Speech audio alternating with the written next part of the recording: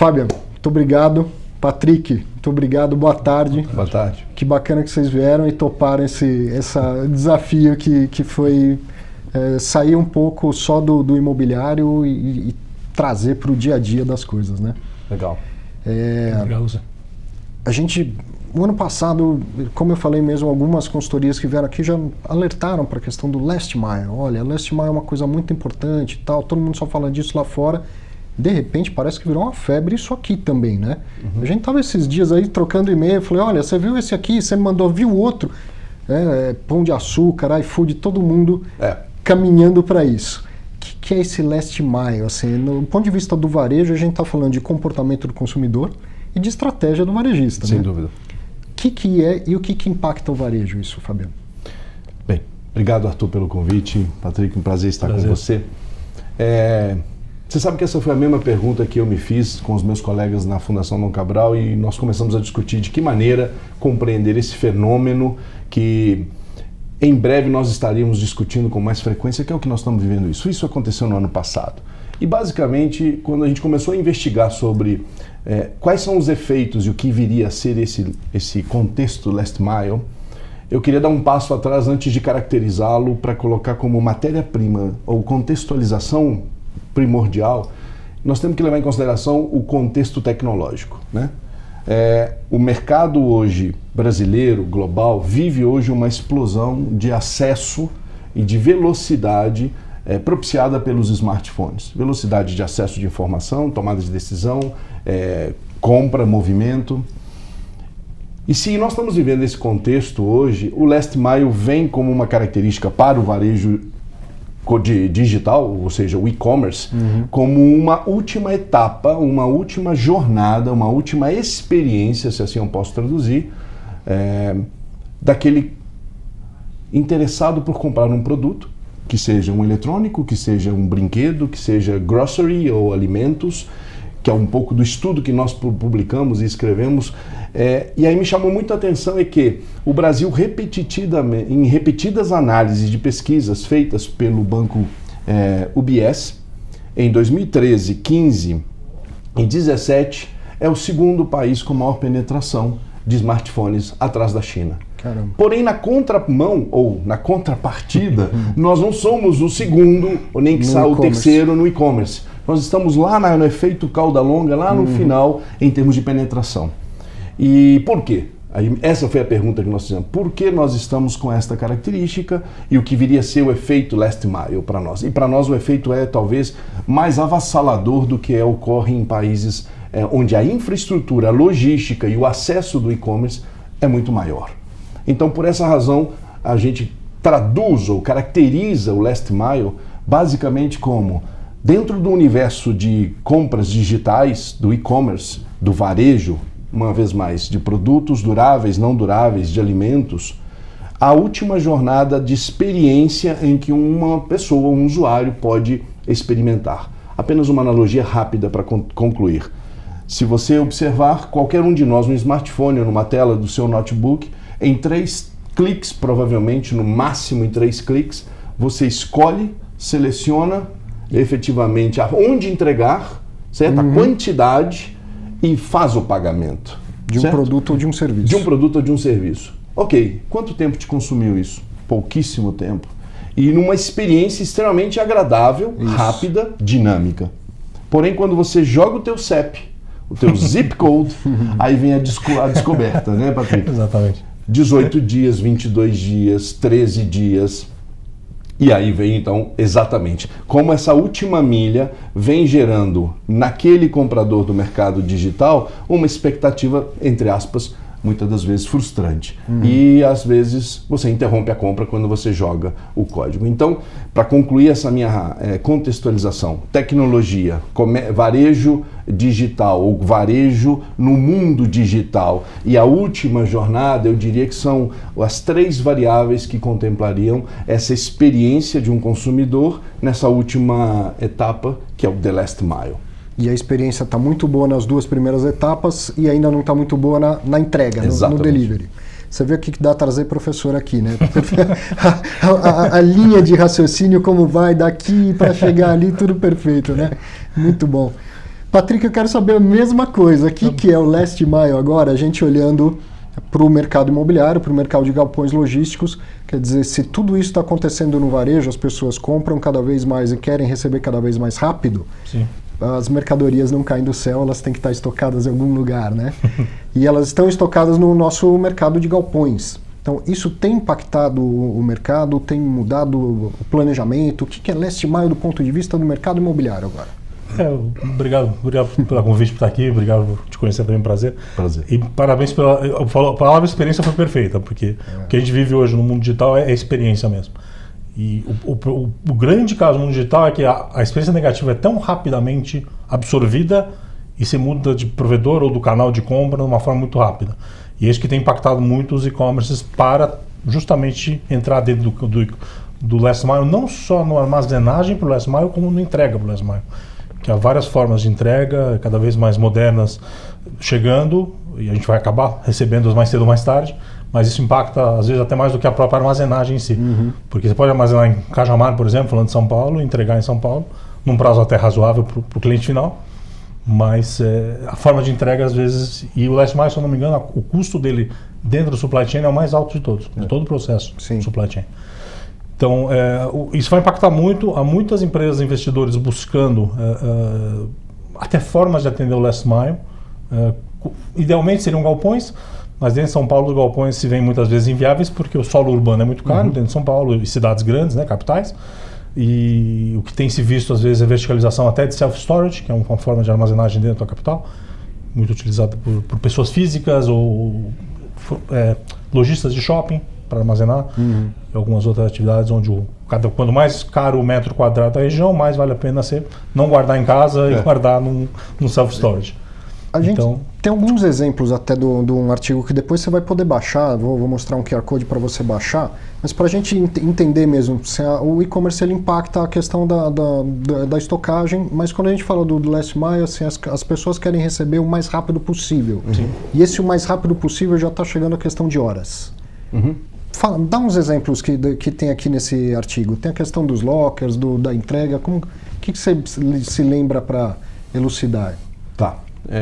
Bem, Arthur, acho que um ponto importante para caracterizar para o nosso assinante, para o nosso observador aqui neste momento, ao vivo, é que quando a gente fala do Last Mile, a gente está caracterizando ele talvez como um desafio, mas ele também é uma infinidade de oportunidades. Sem dúvida. Para surgimento de novas empresas, novas formas e modelos de negócio para cobrir uma deficiência que nós temos. Essa deficiência, eu diria, ela é muito causada ou estruturada por, uma vez mais, nós não temos o costume e o hábito de fazer compras pela internet ou pelo e-commerce. Isso não é um volume representativo para que muitos lojistas, varejistas invistam nesse canal. Então é como se a responsabilidade, e me atrevo a dizer, Patrick, que a responsabilidade do varejista vai até o bordia, né, as bordas da empresa. Dali para frente é uma empresa terceirizada, entre aspas, ou é uma empresa que vai prestar o serviço de entrega. E aí onde eu vejo que fica uma situação que algumas, citando exemplos, Arthur, algumas instituições de varejo já percebem que a experiência ou a jornada de experiência do cliente não é somente dentro das dimensões físicas ou do site ou do ambiente da plataforma, né, do seu varejo. Então, alguns exemplos avançando nessa posição. Nós temos várias redes de supermercados, como Target, como Walmart, o grupo Aldi, que é um grupo alemão na Europa, fazendo o quê?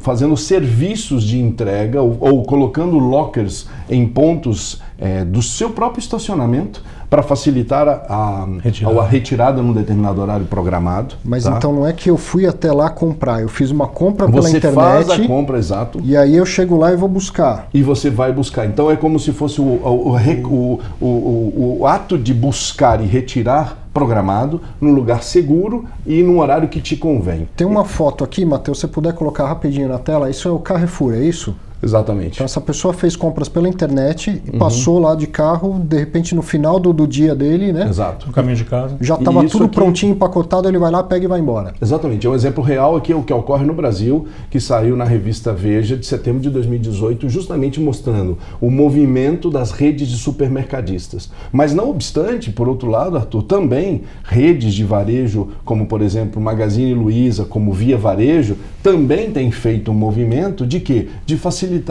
essa experiência ou esse acesso de uma boa experiência para o seu comprador, seu adquirente, seu cliente, né? Então, são exemplos que eu posso te caracterizar. Me vem na memória um outro agora, que cada vez mais as startups surgem com o modelo de shoppers. Né? E os shoppers recebendo a sua lista de compras e entrando dentro do supermercado como se fosse você na necessidade do seu dia a dia, da sua programação. Pode pôr mais um exemplo para a gente aqui, por favor, o Matheus. Aqui está um funcionário, não digo porque é um prestador de serviço, né, da Rappi. Ele recebeu alguém entrou no Rappi e falou, quero a minha lista de compras é essa. Exatamente. E ele vai até o supermercado e faz a compra e entrega para mim. Exatamente. No dia. No dia, e aí, aí vem na sequência, Arthur, as ofertas que essa instituição, como o Rappi, como outros que nós citamos no nosso estudo, podem oferecer. Se você quer que ele leve até a porta da sua casa e não na porta do supermercado, ele vai te cobrar uma tarifa. Se eu me recordo bem, R$ 6,90, por exemplo, era de uma empresa que nasceu, uma startup de 2 jovens, tá? Aqui em São Paulo, que leva até a porta do seu prédio. Mas se você quiser que suba até a tua cozinha, a tua área, a tua despensa, já é R$ 11,90. Né? Ou seja, o valor monetário ofertado por um serviço, entre aspas, de conveniência e de segurança, é justamente a fragilidade que nós temos no last mile do comércio digital, do ambiente digital, oferece uma oportunidade riquíssima para o surgimento de novas empresas, novos serviços e novas soluções e novos modelos de negócio, principalmente. Eu vou colocar mais uma imagem, essa aqui é para o Patrick. Ó. Esse é um galpão do Mercado Livre. Olha o tamanho do galpão e a loucura que é uma linha de produção para empacotar e entregar os produtos, né? Então, 2 coisas que eu queria saber meio antagônicas, Patrick. Por um lado, o e-commerce é bom para o mercado de galpões. Sim. A vacância não está tão baixa, mas o e-commerce ajuda vez maior espaço dentro desse mercado a ocupar espaços. Por outro lado, a gente viu iniciativas roubando um pouco do galpão. Né? Tem o locker que a gente ainda não mostrou, vamos mostrar ainda. O funcionário ou o prestador de serviço fazendo uma compra que já estava no supermercado e tal. Isso é bom ou isso é ruim para o mercado? Quem investe em fundo imobiliário de logística devia ficar satisfeito ou preocupado? Eu acho que um é complementar ao outro, a verdade é essa. O pessoal que está usando um galpão, vou citar exemplos de 50 mil metros quadrados, por exemplo, uma região próxima a São Paulo, como Cajamar, e ter ponto de entregas em São Paulo, seja dentro de lojas, seja em pequenos hubs, tem até um nome em inglês, dark stores que eles chamam, são lojas fechadas, não, supermercados onde eles recebem como se fosse um supermercado normal, só que só serve e-commerce. Então esse conceito ainda está no Brasil, eu acho, salvo engano, mas é o próximo passo, eu diria. Pequenas lojas, imóveis, isso tende a gerar uma ocupação para muitos imóveis que a gente tem vagos também nos centros urbanos. Sim. E ajuda muito na distribuição. E as próprias lojas de varejo, que já existem, eventualmente estão subutilizadas, porque está cada vez maior a compra e-commerce, mas essas lojas já têm todos os itens que você tem num galpão, você entrega lá de qualquer forma. Sim. Então você acaba utilizando isso também para empacotar e fazer a entrega local Olha, do e-commerce. Interessante, né? O varejista que sempre teve uma preocupação em quanto mais estoque tiver, menos espaço eu tenho para expor meus produtos, agora reverso. ele... É reverso. Eu vou aproveitar o meu espaço para usar como estoque. Exatamente. Mas, de qualquer maneira, se isso acelera a venda do varejista, isso demanda mais estocagem, demanda mais galpões bem preparados e tal. Então, sendo complementar, você vai exigir mais espaço e voltamos a ter boas absorções, né? Cada vez maiores para esse mercado. Porque o e-commerce não me parece que vai parar, assim como o last mile, não é tendência, é uma certeza que eu acho que a gente tem aí pela frente. Então, o e-commerce está cada vez maior, cada vez mais exigências de qualidade de produtos, comida, coisas do mercado que a gente não tinha hábito de comprar, né? Alguns têm, eu nunca comprei por e-commerce, né? por internet, mas cada vez mais a qualidade tem que chegar boa da comida para você continuar comprando lá. Então o cuidado com isso tem sido cada vez maior. Eu queria complementar duas observações, entrando um pouco no seu business, na sua especialidade, né, Patrick? Veja só, o que eu também andei estudando, até recentemente eu fiz uma entrevista com a jornalista do Estadão, onde ela me perguntou, estamos percebendo um aquecimento no mercado, no raio de 30 a 50 quilômetros de São Paulo, na procura, na busca por galpões. Uhum. E são galpões que, pela escuta dessa jornalista, a Márcia Chiala, ela disse assim para mim, veja só, são para Last Mile, queria saber sua opinião. Então, o que foi interessante... Quase. E aí, o que me pareceu interessante, que posso eu estar equivocado, o que eu observei com o surgimento e investimento de algumas startups, Arthur, no que diz respeito a... Vamos citar alguns nomes para ilustrar para o assinante, para quem nos assiste. Uma Rappi, uma Glovo, né? Uma Uber, de entregas, iFood, todas essas instituições que são criadas e aportadas, como tem a Mamá e Papá, que é uma instituição na Espanha, né? Que incentiva a terceira idade a fazer atividades de shopper, de compra para famílias que estão trabalhando e que mandam a sua lista digital de itens de consumo e de limpeza. Pois bem, todas essas instituições estão nascendo, surgindo, e elas precisam de uma estrutura. Uhum. Ela precisa, como você disse, de um armazém, ela precisa de um back-office, ela precisa provavelmente até mesmo de um escritório, uma oficina, né? um ambiente para acomodar as bicicletas, as motos, os carros, porque as modalidades de entrega são as mais variadas possíveis. Haja visto que a gente vê aqui em São Paulo no patinete e bicicletinha da Yellow e o cara com uma mochilinha entregando alguma coisa, desde um documento, como a gente sinta no estudo, até mesmo dinheiro, às vezes, uma quantia de dinheiro vivo. Poxa, esqueci a carteira, preciso de dinheiro vivo. Uma solução é essa, né, para essas empresas, até comida ou bens. Eu estou correto em dizer, em me atrever de entrar na sua área, esses galpões realmente estão sendo absorvidos por... Sim. E por empresas, o raio está perfeito, 30 a 50 km, até de 20 a 50 km, porque engloba as principais regiões que têm visto mais absorção, as regiões mais benquistas são Guarulhos, a região do ABCD, que tem pouca oferta, por ser uma região historicamente difícil por causa de represas, enfim, questões naturais, né, ambientais, e a região de Cajamar, que se transformou num grande hub logístico hoje em dia em São Paulo, para atender São Paulo principalmente. Então, as grandes e-commerces têm se focado nessas regiões. Também tem Embu, por estar perto ao Rodoanel, por dar acesso pela região, não ser o principal, às vezes pelo Rodoanel ele acessa por outras rodovias. E está correta a observação, perfeito. Você falou uma coisa, Fabiano, que eu sempre falo, assim, não existe negócio virtual, não existe negócio sem imóvel. Uhum. E você foi citando, o cara precisa de um lugar para as bicicletas, precisa de um escritório, precisa de um lugar para o back-office. Então não existe negócio sem imóvel. A observação, até complementando o que ele está falando, há grandes absorções desses grupos, como Uber, como Rappi, como Glovo. A Glovo, uma área em Osasco foi locada para iFoods. Uhum. Então eles absorvem grandes áreas de escritório também. Outra coisa interessante, além dos escritórios, eu falo que um imóvel ele costuma encontrar a sua destinação, né, a sua vocação. Você estava falando de imóveis na região central de São Paulo que estão sendo absorvidas por self-storages, né? E que estão sendo impactadas pelo last mile, né?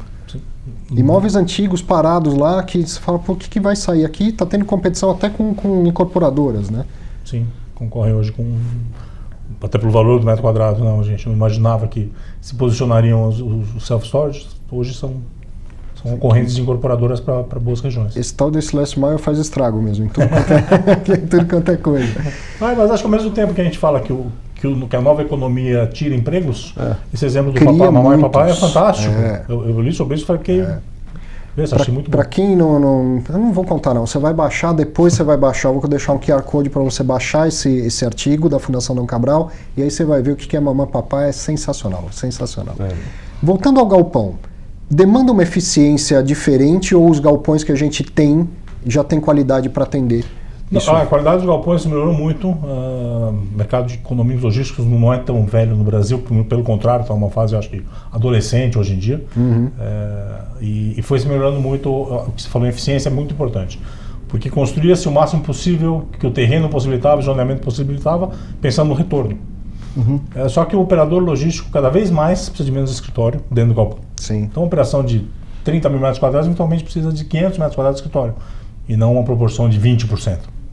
E isso os grandes players e várias empresas e investidores têm olhado muito para isso, porque para quem encareceu o operador logístico, numa área que ele não vai precisar e não vai usar, que eu quero pegar um galpão e ficar com 90% do escritório vazio. Ou, com sorte, armazenava algum produto leve, porque a resistência do piso no mezanino é menor. Hoje em dia tem se olhado muito para esse ponto e tem se feito galpões muito mais eficientes. E faz uma baita diferença para o usuário final, em custos e em utilização. Agora, se me permite, Arthur, uma deficiência que a gente não caracterizou, Patrick, no nosso texto, mas é uma deficiência que nós estamos enxergando no nascimento dessas empresas, esses prestadores de serviço não têm um local para acomodar, para fazer, por exemplo, uma refeição, para descansar. Eu acho que é uma excelente oportunidade, posso estar equivocado, mas a gente percebe andando em São Paulo em determinados horários, a Fundação Dom Cabral fica aqui próximo, na Avenida Cardoso, Dr. Cardoso de Melo, e em frente ao prédio, Patrick, há uma árvore muito bonita, com uma sombra maravilhosa. E num determinado horário, você encontra várias motos, patinetes, bicicletas estacionadas porque eles estão talvez ali no seu tempo de descanso, ou um break, ou no momento, inclusive, de queda de serviços ou movimento. É uma oportunidade, imagino eu. A gente não registrou essa Não, foi muito bem levantado. Eu não havia pensado nisso. E pegando muito de Uber em São Paulo também, pegando o pessoal de Uber, eles dão aquela parada. No movimento fraco, eles vão para casa. Se moram mais ou menos perto, obviamente, vão para casa e recomeçam depois às 3 ou 4 da tarde. Então, se tivesse lugares para suporte, né, dessa nova economia, né? A gente vê muito isso na Europa, né? Na Europa você está na rodovia, você está num centro, em alguma cidade, há um local onde as pessoas se acomodam, se descansam, podem ir lavar as mãos ou fazer uma manutenção pequena no seu veículo, né? São paradas, vamos dizer assim, de serviço, de autosserviço. Autosserviço. Estou pensando na ótica de imobiliária. Muito bem pensado. Não conhecia esse sistema. Vem muita oportunidade de estudo. Mas aí, outra pergunta que eu queria fazer para vocês nesse sentido entendido o que é o Last Mile, e é uma coisa fantástica, isso custa. Isso custa para o varejista, isso custa para o dono do imóvel, para quem pretende construir um galpão. A conta fecha. Porque às vezes vem umas coisas avassaladoras e a gente vê nesse mundo de startups aí queimar a caixa e o lucro não vem. Né? A conta fecha. Olha, se eu posso, se me permite... Lógico. O professor daqui é você. Eu estou aprendendo. Em alguns setores, por exemplo, em parte de alimentos de supermercado, a gente percebeu nesse nosso estudo que a conta fecha. Por que conta fecha? Porque nós estamos falando de algo perecível. E algo perecível, tempo, dinheiro, para que esse movimento ocorra nessa última jornada. A pessoa faz a seguinte comparação: o tempo meu para parar num supermercado, descer, fazer a compra, colocar no carrinho, tirar do carrinho, passar no check-out.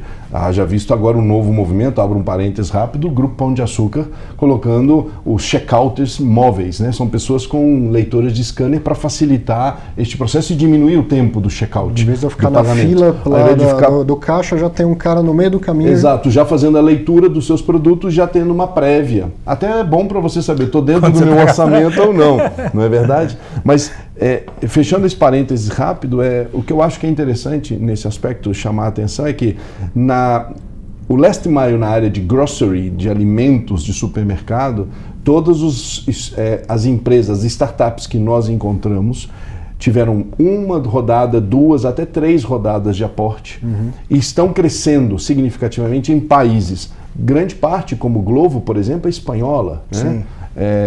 A Rappi é colombiana. Exatamente. Então você começa a analisar, há movimentos vindo para o mercado nosso que é caracterizado por a nossa deficiência de escoamento de bens e de serviços logísticos nas grandes cidades e entre as cidades. Então essa é uma excelente oportunidade. Outro dia eu visitei uma empresa de peças de máquinas da linha amarela, usando o Rappi para entregar produtos ou peças. Nossa. Ou até mesmo fazendo uma conexão entre um serviço da Rappi, um voo de uma companhia aérea que leva a peça até uma outra cidade, e naquela outra cidade a continuidade do serviço Rappi no motociclista, para diminuir ao máximo o tempo de uma máquina parada. Então, eu tô querendo chamar a atenção de que a conta vem fechando para alguns setores. Certo. Eu acho que não fecha ainda para, eventualmente, produtos de maior valor agregado, tá?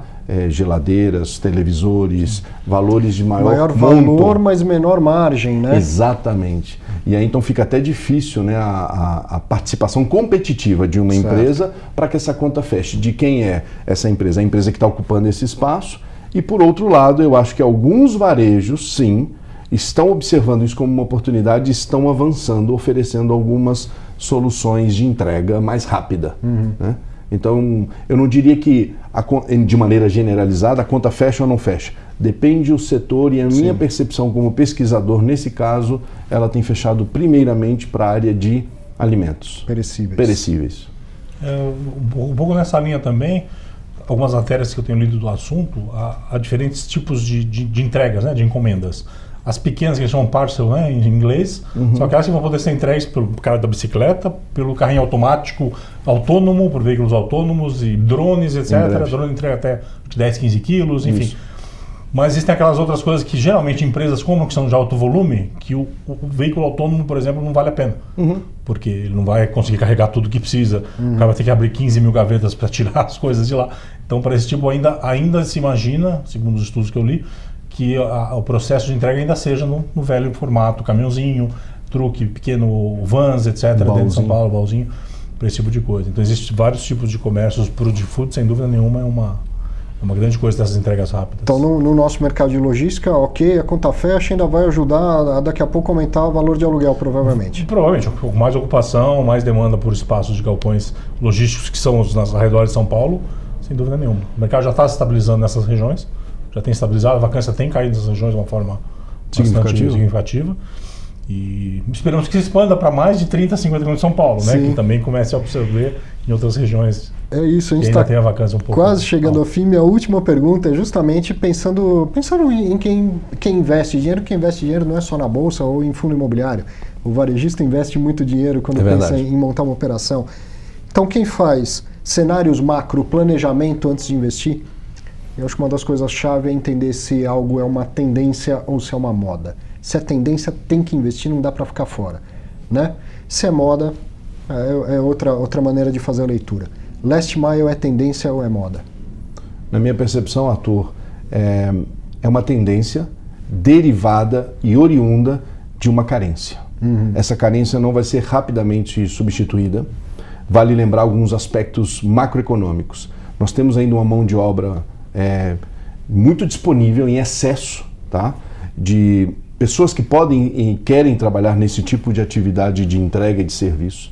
O custo da mão de obra no Brasil, comparado com outros países, ainda é um custo baixo. Então, é propício para que seja trabalhado esse aspecto de vacância, né, ou espaço criado nessa última jornada. Há muito ainda o que ser desenvolvido em termos de canais de escoamento e até mesmo meios e tecnologias de escoamento dos produtos e bens comprados e até mesmo serviços comprados pela internet. Então, eu acredito, por esses estudos e pela velocidade que a gente trocou algumas mensagens, né? As instituições de varejo, as instituições também nascentes, né? As organizações nascentes estão apostando nessa questão chamada a oportunidade que o Last Mile gera, que é uma tendência que não vai ser eliminada em pouco espaço de tempo, pelo contrário. Muito bom. Pelo contrário. Então, para o investimento imobiliário também é bom sinal. Não, boa oportunidade. Tanto para os galpões tradicionais, são galpões que vão ser ocupados e ver esse mercado de e-commerce como um grande ocupante mesmo, nas regiões que a gente tem falado que tem tido muita demanda. E os diversos investimentos imobiliários dentro de São Paulo, vão desde lojas que podem atender basicamente sem empacotar, fazer a separação e entregar, muito mais perto do consumidor final, quanto as próprias lojas de varejo que hoje têm subutilização, buscar soluções onde eles armazenariam cada vez mais até para entregas em regiões onde o cliente está. Muito bom, muito bom. Esse tinha que ter mais uns 40 minutos para a gente bater papo. Queria pedir, Matheus, para você colocar na tela, eu fiquei prometendo aqui um QR Code que eu não achei para levar. Então tá aqui, ó, só colocar isso no Google, você vai encontrar esse artigo. Não deixe de ler, não deixe de ler. Está sensacional esse artigo. Isso aí. Professor Fábio, muito obrigado. Patrick, muito obrigado. Por mim, como não dá para ter mais 30 agora, que a gente repita isso de verdade, que a gente repita essa conversa daqui uns meses e para ver onde isso tudo evoluiu. Vai ser um prazer. Com certeza. Foi um prazer, tenho certeza que você que assistiu gostou também, e eu adorei fazer essa grande bate-papo aqui para entender, não só no mercado imobiliário, mas de uma maneira mais ampla o que é o Last Mile. Um grande abraço para você, aproveite bem o fim de semana, nos vemos na próxima sexta.